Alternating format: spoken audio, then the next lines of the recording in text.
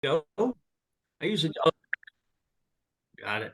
Welcome to Becoming Invaluable. I'm Terry Lyles, Steve Bowen, author with me. He's co-author. I'm co-author. We're both because sometimes I fly, he flies. That's why I have a pilot and a co-pilot. So it depends on who has control of the stick. So we're going to navigate that today, which is a part of our navigation in the subtitle. So Steve, welcome back to another show. We have a special guest, Jim Gans, and we're going to get into kind of his number and what he's about. But Steve, I want you to introduce him. So Jim, welcome to the show and glad to have you. Thank you.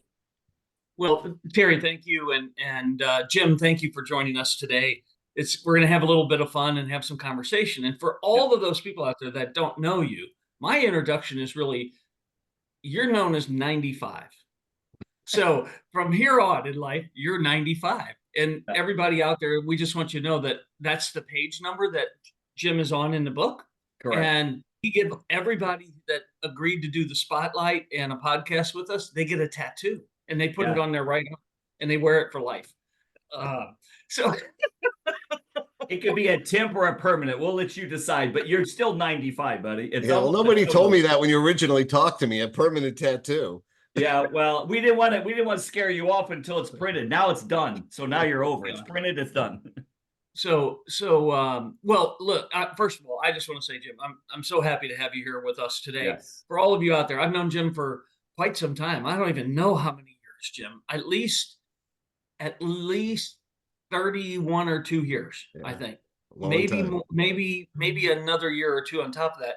We used to be neighbors in St. Louis, and I'm so excited to have Jim here because I watched him build his business, and he really built something that was pretty small into something that's pretty awesome today. And but I think, aren't you retired now, Jim? I am retired. I officially retired January 1st. Although I still own a portion of the business, and I'm still I was just on, my son is the one who took over, and I was on the phone with him for a little over an hour, about an hour and a half ago. So still a little involved. Yeah. Well, tell everybody about a little bit about your journey, in both business and life, because this is about, in our book, Becoming Invaluable. This is about, how do you throughout life continuously work at becoming invaluable, and what does that mean? And I just, give some of your background and how you think about that. So I think becoming invaluable, it's hard I think it's hard for me to look at myself and say I've been invaluable. It's interesting when I read the book, because it kind of was a little, made me be a little introspective about, was I invaluable? Because from my point of view, I never really felt it was me that made my business successful. I always felt like it was my people. I had great people. I was blessed to have great people that were with me for many, many years and for a long time. And I was able to take some of those people and turn their careers into something that they never thought would happen for them as well. So as that was happening, I really believe that, was I invaluable? I don't know if I was invaluable or not. I never stopped to think about it because I was working. I think it was also interesting what you just said, Steve, about the life in life. You look, and I'm kind of in a point where I'm looking back at these things, but I look at the life that it took to be successful, and there's kind of two parts to that. And I think there's the part of your life that you worked and you stayed positive and you stayed focused and you tried to get the things done that you need to get done, and then there's your personal life. And I do want to say this, my spouse, my wife, Tracy, was extremely supportive of my business, was extremely supportive of what I was doing. And I think if you don't have that in life, that working hard and having that dedication and doing what it takes to be successful, if that piece isn't there, you're going to have a rough time. It's just difficult to make that all work. So Jim, I couldn't agree more with that, because as you know, my wife Deb was very involved in the business in Main Point. She did the books for the first 2 years. I think didn't you and Tracy meet through the business or around the? Yeah, we did. We met. She was a salesperson for me. And we've met, now it'll be almost 40 years ago. And so we met, she understood the business, but there was a lot from that point of view moving forward that she learned as I learned, and she was always really, really supportive of me. One of the things that I was required to do was I wasn't required to do, it was one of the things that I did in order to make this all work, is I had to work every Saturday. So I was working 6 days a week for 20 something years, and she never complained about it, and she was always really supportive of it. Yeah, that's really powerful, because part of the adapting or adaptation, as we write about in the chapter you're in, is about that. It's like, how do you negotiate that process? Like, what does that really look like? Yeah, I think one of the things that as I said, I was always able to surround myself with really good people. I think caring about your people at a level that is beyond you work for me. I actually never used that term, that you worked for me. It was you work with me, we work together. Right. And I always had the advantage of finding people who were willing to work hard, that wanted to be successful, and I was able to help them move forward in finding that success. Yes. So And that's really important, whether it's your spouse, whether it's, a coworker, a leader, a banker, whatever that might be. I think that adaptation, quality, and speed of getting things done is really, really important. So I think that's a really cool part of it. And I think all of us could say, listen, whatever we think our successes are, we didn't do it alone. right. We had a lot of good people, from spouses to kids to coworkers to all kinds of interesting people that make us who we are. And that's our give back in this chapter. Terry, it's funny you say that about your kids, and I've said I'm retiring, and my son is taking over. It's taken over. And when he first started taking over, I couldn't believe the things that were coming out of his mouth and the things that he knew and how to deal and talk to people. And I said to him, I said, Tyler, where are you getting this from? How do you know these things? And he said, I sat in the car. I can't tell you how many hours of my life growing up listening to you talk to people. And he goes, I guess I didn't really realize it, but I was absorbing all that, whether I knew it or not. And I was like, geez, I was always kind of feeling bad. You're sitting here listening to me talk to to the people I work with. And, but in the end, it really worked out well, because he was absorbing it. So when you say your family is part of that Yes. whole thing, that I agree with that completely. It's osmosis. We learn by absorption. It's like you hear Right. enough conversation, you're like, I think I get what he's trying to say. That's a really good one. I'm gonna use that one. Yeah. So that's actually been an advantage as well. That's cool. That's cool. So I don't know if go ahead. Can you guys hear me? Yeah, we got you. All right, Yeah. I'm back. I've never had this happen before, ever. And my computer just shut down, literally. Well, we just kept talking like you were still here. So we didn't talk about you. We just talked with you. So, what do we talk about? You got to adapt, right? You got to adapt. Go to the iPhone, baby. Go to the iPhone. There you go. So I'm doing the best I can with that, and it should be fine. So Yeah. Anyway, keep going, guys. All right. So I'll I didn't chime really back in. I didn't go back. I didn't go into my background a lot, but I mean, the way I got into the business I'm in, my father was in this business. I come from my father was a serial entrepreneur. He went from business to business to business. He stumbled upon the business we're in now completely by accident. And I was able, I bought him out in 1995 and was able to grow our business to a much larger level. We were franchised. We owned my brother and I had bought some franchises. My father had some. We merged those together, bought my father out, and then about 10 years, maybe not even 10 years later, we bought the franchisor and became the franchisor for the company. And we're able to grow it in some different ways. Some of the things I talk about, the people that I'm most proud of, I was able to take managers of mine and turn them into franchisees, teach them, I knew they knew the business, and they could sell, and they could deliver the product, but teaching them how to be an entrepreneur, and teaching them how to own a business. And when I look back on my career, I guess my son is the one I'm the most proud of in business. I'm very proud of my daughter too. She's an elementary school teacher and she's amazing. But in business, but these people that I was able to help turn into entrepreneurs and teach them how to run a business, and they've continued on to be very, very successful in their lives. And when I look back, probably that's the thing I'm the most proud of, was the ability to just help them go to a different level they never even thought of. Yeah, That's awesome.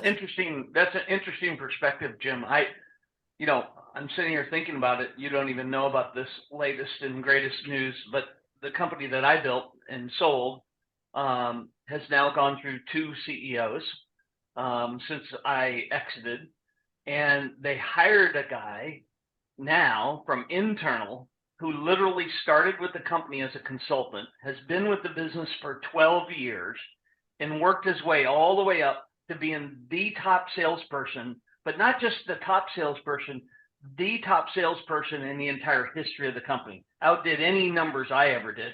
He sold he sold $53 million last year, and he was personally, that's his team in private equity, and he was personally responsible for 28 million. That is fantastic. It just blows away any other number. I don't think anybody's more than half of that in the history. So that I know that feel. He's not my son, but I'm really proud of the fact that he's now taking over as CEO. Yeah. No, I think there's no question that, you if you can help people be better, help people go somewhere they never thought of, it's an amazing feeling. And even as you're, all the years, that's why I say you kind of look back at it and you get a little introspective when you retire. I don't know that I appreciated it as I was doing it as much, or as I was helping these people as much, but when I look back, I know that it made a difference in their lives. And I was fortunate enough on my last day of work. We did Zoom meetings. We became a completely remote company, total transition through COVID from brick and mortar in 18 locations to 100% remote. Made that conversion. That's a whole nother story, but made that conversion very quickly. So we started having sales meetings, national sales meetings on Zoom every week. Prior to that, I had salespeople that had worked for me for many, many years who I never met. They'd come and go. They worked in a physical, in a brick and mortar location. I didn't happen to get to that location at the time when they were there. But through the remote situation, was able to have a national sales meeting with all of our salespeople and really get to know them. Anyway, on my last day, I had prepared a speech. I'm retiring, and thank you to everybody. I had like a 5-page speech that I was going to give to everybody. And I log into the meeting, and I don't even know if I shared this with you, Steve. I log into the meeting and my son Tyler goes, we're not having our regular meeting. And he had a video of all my managers who were on the meeting saying something nice things about it. Really touching. Had my wife, my daughter, my daughter-in-law, had people from all through the company. And then he just said some, I have to admit, it was emotional. Said some just really beautiful things about his opportunity and us working together, and what that had meant to him. So you look back and it's just amazing, all the people whose lives you've touched, and the fact that I even had the chance for them to share that with me, completely unexpected. Well, was really touching. That's invaluableness. So you started out talking about, I'm not really sure. I didn't really think about becoming invaluable, and you were introspective. It's because you were just like on the grind every day, like we all are. But when you hear from your team members and your family that dad, my boss, my influencer, my board member changed my life, that is invaluable. You know what I mean? So you didn't need a speech. They told your speech for you. They wrote your epitaph from the business, and now you can start living in another entropy. You that's a beautiful thing. Yeah, it was completely unexpected, and it was really touching. And I, you summarized it very well. You're exactly right. So, and we love the title Becoming, because it's active and present. That's So interesting. now you got to figure out how you're going to become invaluable in the next phase of your life. And Steve and I talked a lot about this when we wrote the book. Like, there's phases of life. You know, you grow up, you go to school, you go to college, you start a work life, whatever that is, and then you transition through that, hopefully, and then you go, now what? And you know, 2/3 of people that retire that don't have a purpose die within 5 years. You know what I mean? I mean, it's a scary thing. I mean, you have to continuously become invaluable in another set. So that's the adaptation. That's really, I can appreciate exactly what you're saying, because it was a big fear about retiring. You know, you've worked hard, you've been driven, you've been focused, and all of a sudden, and for me it was really kind of all so it ended, and that was it. I did talk to somebody because they were like, everybody kept saying to me, what are you going to do? What are you going to do? And I'm like, well, I'm not really sure what I'm going to do. Well, there's no way you're not going to work. And I'm like, well, I don't know. I've never not worked. I've never not worked since I was, 16 years old, including summers, vacations, I mean, spring breaks, holidays, whatever. I've always worked. And then somebody did give me a piece of advice, which I appreciated. They said, everyone keeps asking you, what are you going to do when you retire? And you're kind of shrugging your shoulders, right? And I said, yeah. They said, she said to me, she goes, I give you permission to take a year to decide what you're going to do, Yes. and not answer that question for anybody. And I have to say that gave me a little bit of peace of mind, because I was freaking out that I didn't have an answer. Well, Jim, I relate to what you're saying so much, because for me, I've had a really interesting transitional period. It hasn't just been a year for me. It's actually probably taken me 3, almost 4 years to get to a place where I'm okay with this retired life. But I wrote a book, right, with Terry. Yep. We had a lot of fun doing it. This became my attempt to give back, right, for all the great things and blessings I've had in life. And I have one other thing that I'm going to work on that's going to keep me busy selling something. And now it seems that Main Point is circling around and asking me for some, to do some training and that kind of thing. And I have to tell you, Jim, it's kind of fun going back and doing that. Right now, I don't have any responsibilities, but I just do training. There's no responsibility, no accountability. That's why we love training. We show in, we hit it, quit it, we're out. Like, y'all do it. Get your management team to figure it out. Yeah. That's great. Well, I haven't gotten that far yet, because I don't know. And you actually, because you were through COVID, you had some of that going on where everything was shutting down. So that had to even be more of a challenge. Yeah. Well, I don't know, Jim. Yeah, he would have been what out you did with that. Right. Yeah. I guess technically I sold right before that, but I was still CEO. And so then they asked me to hang around and help get through that. But, Jim, what you did with your business was amazing. And I actually learned from you. You should talk a little bit more about that, because I couldn't believe it, what he told me he had done with his team. Because this is an example of how you work with the people, I think, and how you get these personalities all coming together and do amazing things. And I'll say the rest of what I want to say after you maybe share a little bit more about that, because it was pretty amazing. So I do remember our conversation well. And my business was, it was a little tiny thing compared to what your business was. But what we did is, when COVID hit, truthfully, I'm like, well, we're finished. We're in the educational training business, and students came to us.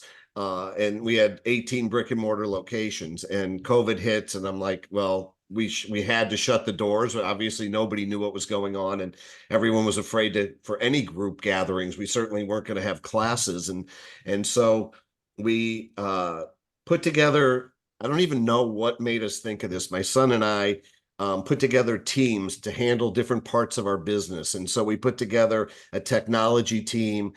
We had talked about doing online training earlier. My son Tyler had brought it up a few years earlier in our strategic planning meeting.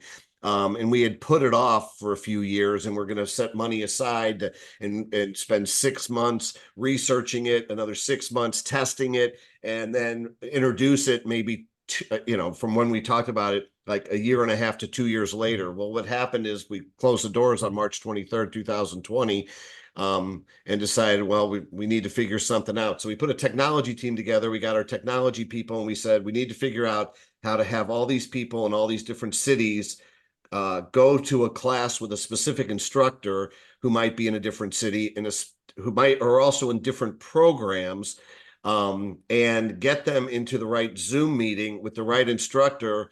And this is actually a weird one. One of the biggest challenges of this was the time zones, because I could be a student in Oklahoma. My instructor is in Philadelphia.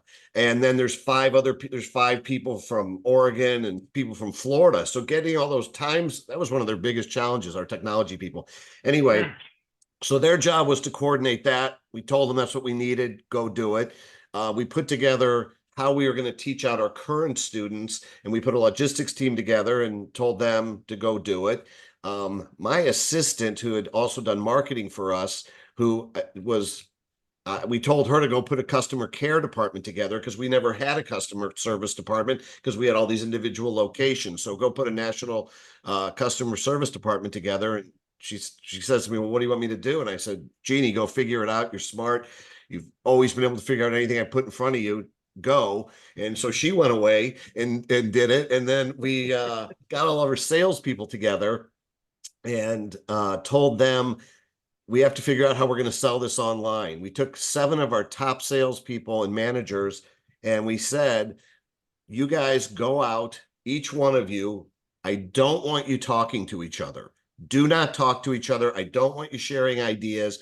Each of you go out and figure out how to present this and how to sell it. Then we're going to meet again. That was actually on a Sunday. We're going to meet again next Sunday, and we're going to talk about what everybody did and then try to perfect it and then do it again. So they all go out, and we come back the next week, and they, this one tried this one tried this one tried that. We shared ideas, then did it again for the next week.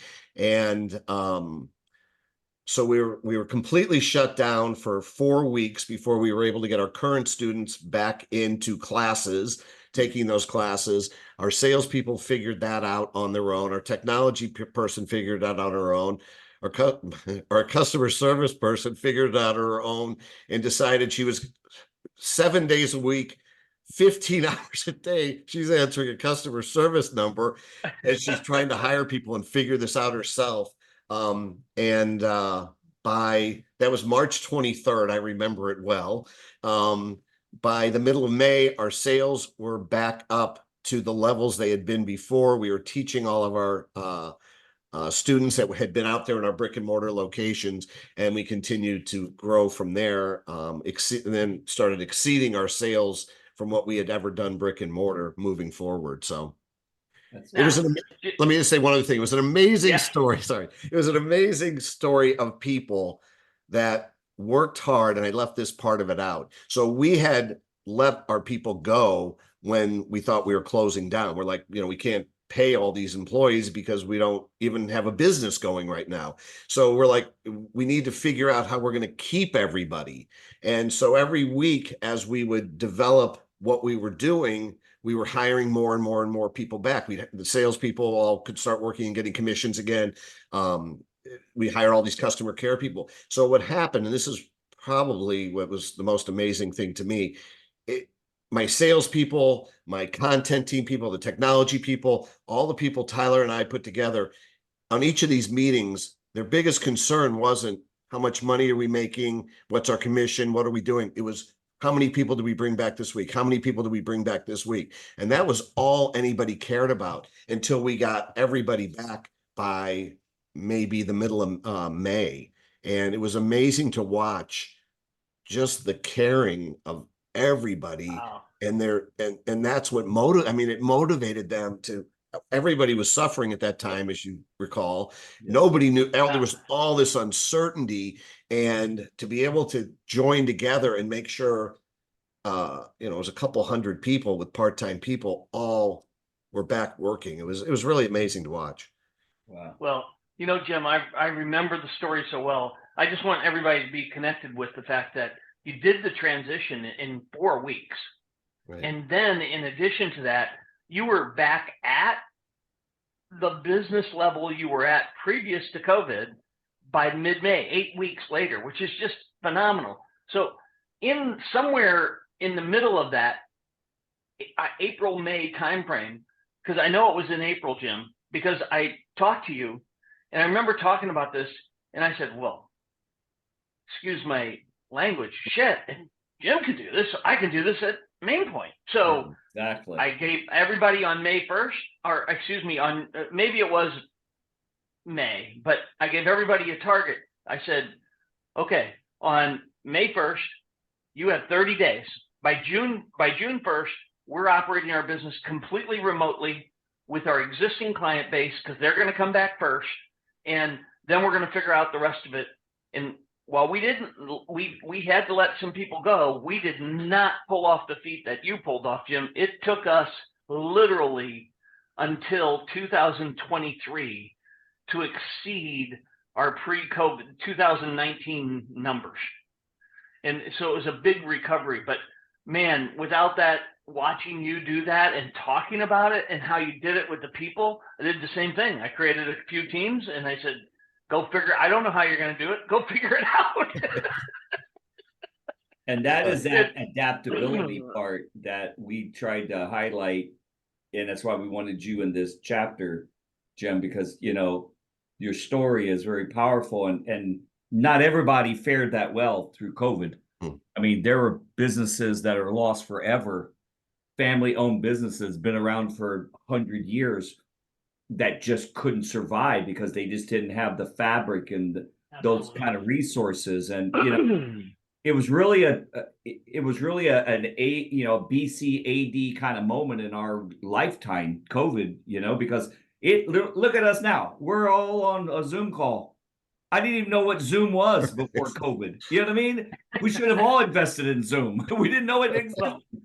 You know, so it's how do we adapt, and how quickly can we adapt? How healthily can we adapt to scenarios? I want to say one other thing about during this period of time. So my son, and I don't want to, I want to, this was also a great situation for he and I, because he was my son coming into the business at third generation. And what this, he was as much a part of this as I was. If not, he truly was working 7 days a week, 15 hours a day. We were doing everything we could, but he and I kind of recreated the business together, and it gave him a sense of ownership that he eventually probably would have had, but it happened very quickly because we took a reinvented product and together made it work. And so all of a sudden he wasn't the son coming into his father's business, and he had proved himself in sales. He had proved himself in management. He had proved himself everywhere. But this put his leadership and his ability at a whole nother level. And is one of the reasons I also believe he was able to take over for me, and I was able to retire when I was able to retire. It not only gave him a sense of self-confidence, but it gave everybody a sense of confidence in his ability. I'll bet. It made a huge difference. Yeah. And he was a absolute huge part of this entire process. This wasn't me.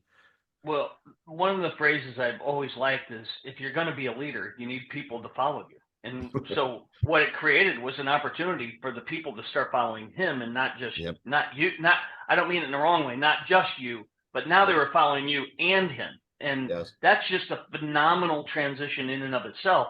And then I can just imagine over these last few years, all the leadership and management knowledge and skill sets you've been communicating with him about over those years. And it takes I have the pleasure of knowing Tyler as well here for everybody. I know Jim's whole family very well, but it takes an ability to communicate with people. And this is one of the things that we like to say. It's not just in business. This is, you can be invaluable if you're invaluable to one person, one other person that you make a difference in their life. You can be invaluable. You're becoming invaluable to that person, right? And that's what I like to think of a lot. And I think that happens in our personal lives more than we realize and give ourselves credit for. Right. It's interesting. Yeah. Yeah. Yeah, there's no question this experience with him put him at made my ability to retire and this transition much easier. I have total confidence in him. I think he's a phenomenal leader. He and I talk about that a lot. There was one of the things in your book that I absolutely loved, and it was leaders. It reminded me of critical thinking. Leaders aren't solving problems; they're teaching people how to solve problems. I'm not quoting it exactly, but it reminded me of the critical thinking in school. I mean, teaching somebody critical thinking as opposed to memorize a bunch of ideas. And when you talked about leadership in your book, you talked about that, and I'm like, yeah, that really rings strong. It rings true to me. It makes a lot of sense. Yeah. So how, as we start wrapping up, I mean, how do people find out about now your son's business? Like we'll keep the trilogy going. So now that there's something there, how do people find you that want your services? And we want to promote that because your story is phenomenal. We appreciate you being a part of our spotlight in the book. So to find us online, we're at jcasablancas.com. It gives a history of our company and what we do, and the education that we provide is teaching people about modeling, acting, self-improvement, and content development. That's the core of what we do. And so if they go to that website, they can find out about us. That's great. I think it's, also worth mentioning here, Jim, the business you built and how you turned this into really, I like to think of your business today as all those things, but you also help people adapt into a new culture. And coming from a foreign country into the United States, it's different, right? And you help them with that. All the people's lives that your business, that John Casablancas has touched over the years is, must be just a tremendous feeling that when you look out and think of what some of the people that have gone through your program have gone on to do. It's amazing you say that. So we have the success stories of people that have starred in movies and television shows and supermodels and people that have done all kinds of work all over the world in those fields. But truthfully, when I have sales meetings and I've talked to our instructors, and we've always felt this way, all the people who come to us who lack self-confidence, who aren't sure of themselves, who don't know how to present themselves. We teach people how to do an elevator pitch in all of our programs. All of those people who have never become a famous actor, model, content person, whatever it is, but that have gained the self-confidence to get into college or to get that next promotion or to get a job.